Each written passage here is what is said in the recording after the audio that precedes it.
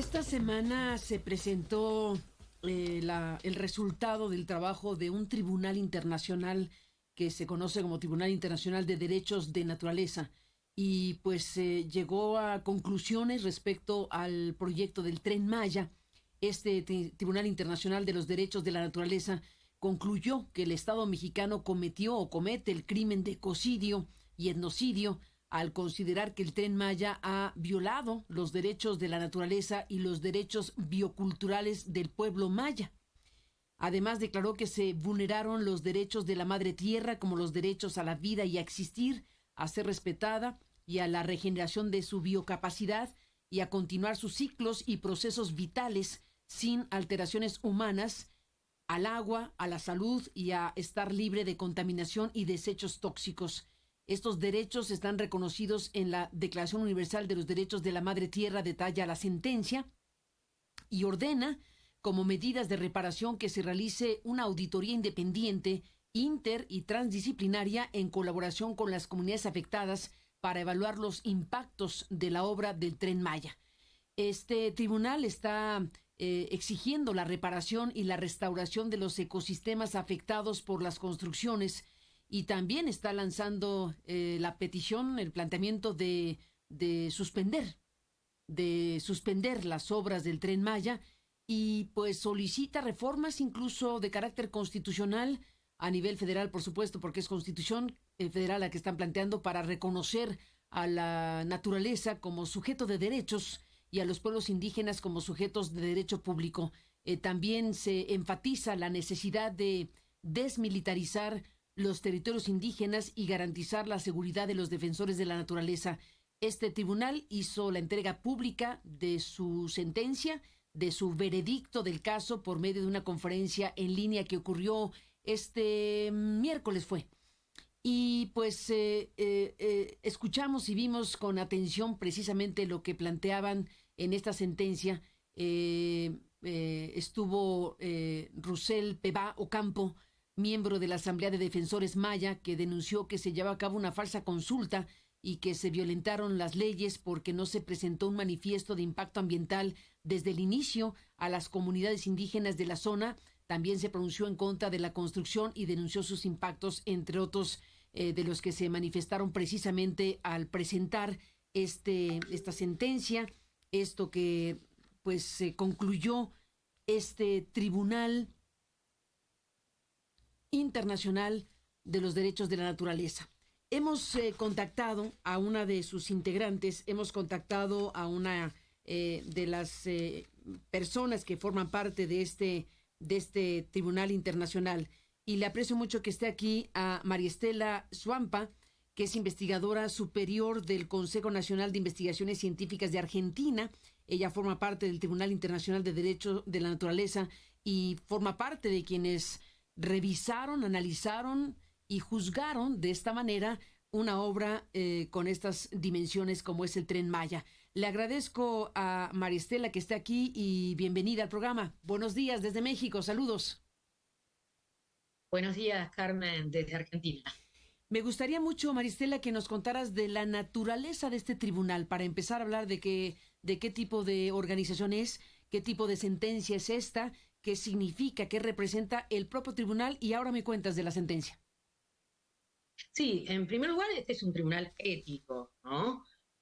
Así como existió el tribunal Russell en relación a los crímenes de guerra, se conformó el Tribunal Internacional de Derechos de la Naturaleza a raíz de la sanción de la Declaración de los Derechos Universales de la Madre Tierra que tuvo lugar en 2010 en Bolivia. Se eligió como sede del Tribunal de los Derechos de la Naturaleza a Ecuador, porque Ecuador es el único país que ha incorporado en su constitución a la naturaleza como sujeto de derechos. Entonces es ahí que surge en América Latina, con el impulso de activistas, representantes de los estados, movimientos sociales, este tribunal internacional que, insisto, es un tribunal ético, no tiene la fuerza de ley que pueden tener otros tribunales, pero que juzga efectivamente tomando en cuenta los testimonios de los afectados y los testimonios también de los peritos, los expertos, que efectivamente conocen bien el caso. El Tribunal Internacional no elige los temas, sino que en realidad estos son propuestos movimientos y organizaciones sociales, como sucedió para el caso del Tren Maya, que fue propuesto por asambleas territoriales afectadas que denunciaron efectivamente que no eran consultadas, denunciaron que no había estudios de impacto ambiental previos, denunciaron que efectivamente el proceso de destrucción de los ecosistemas estaba avanzando. A raíz de eso, el tribunal tomó nota y luego de ciertas reuniones decidimos tomar el tema, y es así que en marzo se viajó directamente a territorio, fuimos a Mérida, fuimos a la península de Yucatán y visitamos 3 comunidades afectadas y luego tuvimos una audiencia en la ciudad de Valladolid, en donde escuchamos a 23 personas afectadas, representantes de distintas comunidades, y también a peritos y investigadores o científicos en relación al tema. Luego de ello nos tomamos 4 meses para elaborar este veredicto que dimos a conocer hace 2 días. ¿Qué esperarían que suceda con esta sentencia de este tribunal, que es un tribunal de carácter ético, y claramente lo has explicado muy bien? ¿Qué esperarían cuando estamos viendo que el Tren Maya es una obra que está en curso totalmente? Esta misma semana se dio a conocer que está listo el tramo 4 para iniciar las pruebas dinámicas del Tren Maya. Es decir, la obra continúa, y este tipo de pronunciamientos o de sentencias, ¿qué efecto, impacto suponen que puede causar? Bueno, en principio hay que decir que en mi caso, que hace 20 años sigo temas como este, quedé muy impresionada con el caso del Tren Maya porque es un megaproyecto de grandes, enormes impactos sobre los ecosistemas. Estamos hablando de fragmentación del territorio, de un proceso de deforestación masiva, de destrucción de los cenotes, de también afectación de las fuentes de agua subterráneas y superficiales. Estamos hablando también de la ausencia de estudios de impacto ambiental, eso con relación a los ecosistemas. Pero por otro lado también se ha denunciado, y este veredicto lo refleja muy bien, el hecho de que no han sido consultadas las comunidades, o en el caso de que han sido consultadas, han sido procesos muy amañados, muy irregulares, ¿no? Que muestran efectivamente, como tú dices, el avance del proyecto. Inclusive se dice que el proyecto, la totalidad del Tren Maya, estaría terminado hacia fines de año. Nosotros consideramos que en realidad no es solo un tren, además de no ser Maya, y que en realidad este es un proyecto de reordenamiento territorial que tiene grandes impactos y que se vincula también a otros proyectos locales con los cuales los impactos serían mayores. Ciertamente la construcción del tren avanza, es difícil detenerlo, ojalá fuera posible, pero nosotros también queremos poner sobre aviso a la población acerca de los impactos posteriores que vienen de la mano de esos otros proyectos de infraestructura asociados al Tren Maya que sí se pueden detener. Este es un veredicto que nosotros presentamos ante las distintas instituciones del Estado mexicano, no solo presentamos ante o enviamos al presidente, y además presentamos de distintas instituciones de orden internacional, desde la Corte Interamericana de Derechos Humanos, la Organización de Naciones Unidas, porque si bien este es un tribunal de carácter ético, lo que está sucediendo tiene que ver con la violación de derechos de la naturaleza, esto es, de los ecosistemas que están siendo destruidos, y por otro lado, de las comunidades mayas, un pueblo histórico, milenario, y también de los defensores del ambiente. No nos olvidemos que esto viene también de la mano de un proceso de militarización del territorio. Son los militares los que están impulsando y llevando, acompañando este proceso. Y México, junto con Colombia, es el país en donde se asesinan más activistas y defensores de la naturaleza. Entonces estamos haciendo un llamado de atención también para proteger a los defensores del ambiente que hoy se oponen y cuestionan el avance de este megaproyecto y denuncian sus impactos. Déjame detener,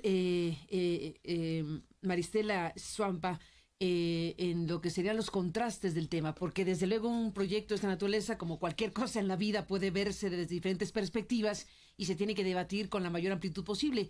Lo digo porque también habríamos de traer a la mesa de la discusión y el análisis, contrastando con la sentencia que nos estás compartiendo de este tribunal, pronunciamientos o análisis que han hecho otras instancias. Por ejemplo, nos envía alguien del público, cosa que le aprecio muchísimo y le mando saludos, nos envía alguien del público lo que en su momento la ONU Habitat realizó sobre los impactos del Tren Maya. Déjame, me detengo acá y escucho tu opinión al respecto, con ganas de contrastar y de analizar lo más ampliamente posible el tema.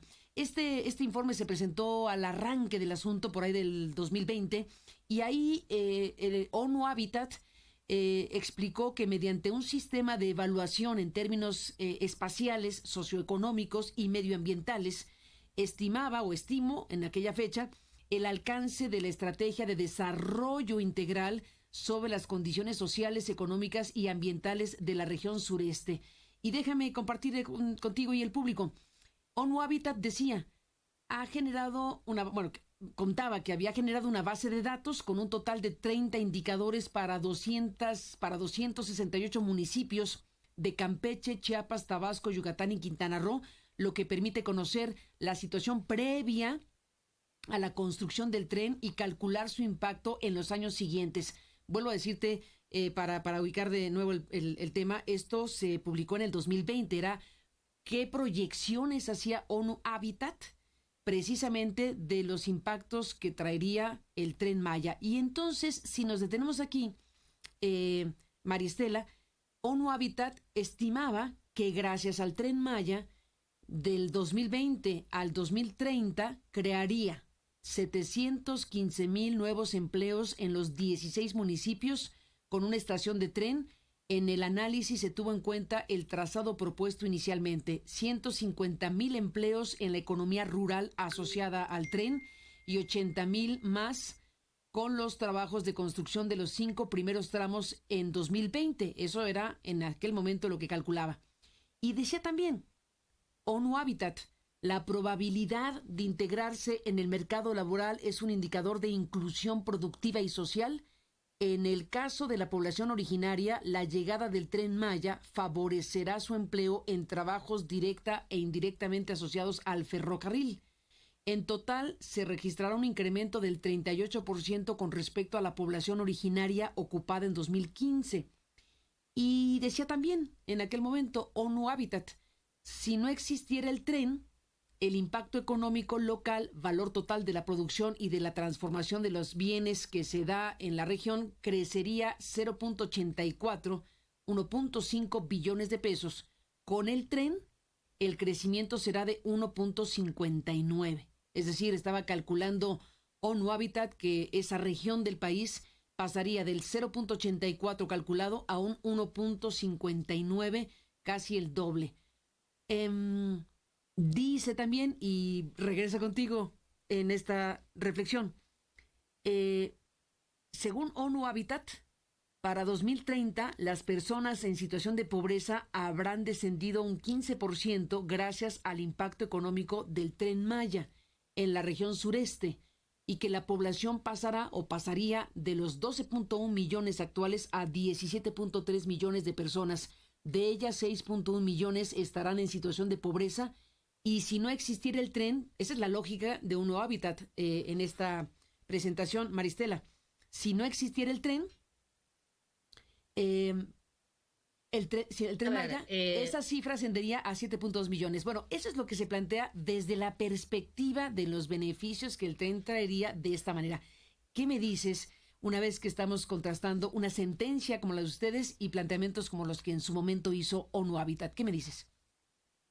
Bueno, en primer lugar, en general hay una inflación de los datos estadísticos acerca del empleo que generan estos megaproyectos. Esto no ocurre solamente en México, ocurre en otros países de América Latina. Pero además, en segundo lugar, hay una visión muy economicista respecto de eso, que no tiene en cuenta, por un lado, ni la protección de los ecosistemas y por otro lado, tampoco los derechos culturales de las comunidades. Y cuando me refiero, en primer lugar, a la cuestión ambiental, bueno, me estoy refiriendo también al hecho de que estamos en el marco de una crisis ecológica una crisis climática que implica también la destrucción de la biodiversidad, que pone en un umbral de peligro a la propia humanidad, ¿no? Porque efectivamente lo que está sucediendo es que los seres humanos estamos tomando conciencia de que estos modelos de desarrollo asociados a la modernidad, que en los años 70 eran impulsados, en realidad destruyen a los ecosistemas de manera masiva, produciendo estos riesgos de ecocidio y tecnocidio. Y que en el marco de la crisis socioecológica actual es necesario en realidad adaptar la economía al clima y a las demandas del ambiente y no al revés, como se ha venido haciendo, porque adaptando el ambiente a las demandas económicas o economicistas, hemos llegado a este punto que es el hecho de que vivimos en una situación de peligro y el planeta está inexorablemente dañado. Lo vemos con las olas de calor, pero también lo podemos ver con la destrucción de los ecosistemas.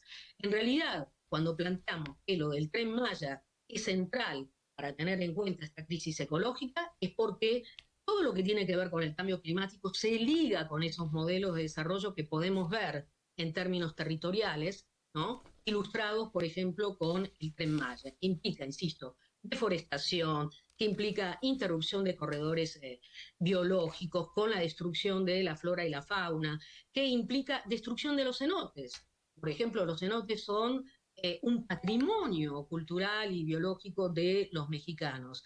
Y sin embargo, ustedes habrán podido ver las imágenes de esos pilotes que atraviesan y destruyen efectivamente a los cenotes que están en la zona de la península de Yucatán y que son únicos y que además preservan el agua del acuífero que beneficia a todas las comunidades y todas las actividades en la península.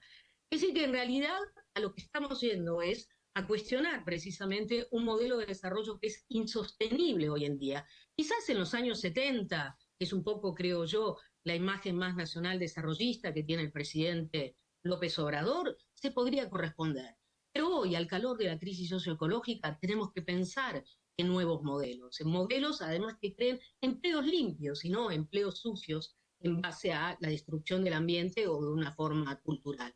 Este es el gran desafío que tenemos como humanidad y que cada país también debe dar respuestas propias en vez de seguir avanzando en la destrucción de ecosistemas. Insisto, más allá de esas cifras economicistas que hay que ver si efectivamente tienen un fundamento o no, acá hay derechos vulnerados y daños irreversibles también ya en los ecosistemas. Y en eso es necesario llamar la atención y a la responsabilidad del conjunto de la sociedad civil mexicana, que en este caso es representada por asambleas, colectivos territoriales, pero también por científicos críticos, como biólogos, no solo ambientalistas, que están señalando el carácter destructivo de este mega emprendimiento. Es decir, que debemos cambiar un poco la pregunta, ¿no? ¿A qué queremos beneficiar o qué tipo de sociedad queremos vivir, ¿no? En los próximos años al calor de la gran crisis socioecológica que estamos viendo? Este es uno de los grandes desafíos y es por eso que el Tren Maya nos interesa particularmente, porque sus impactos son mayores, son a gran escala y son también irreversibles. Pues ahí está, Maristela Svampa, esto que nos estás contando y sobre todo la revisión que se tiene que hacer de la manera más amplia posible y los ejes principales del debate y la discusión pública que tiene que tener lugar en un país como México cuando vemos desarrollos como este y otros, en este caso muy detalladamente el Tren Maya, que fue el proyecto que ustedes revisaron, analizaron, juzgaron y emiten esta sentencia, este veredicto de este tribunal ético, este Tribunal Internacional de los Derechos de la Naturaleza del que formas parte. Te aprecio mucho, María Estela, que estés aquí y si no tienes inconveniente, mantendremos la comunicación y seguiremos hablando. Muy buenos días. Buenos días y muchas gracias por la entrevista. Al contrario, gracias a ti y muy buenos días.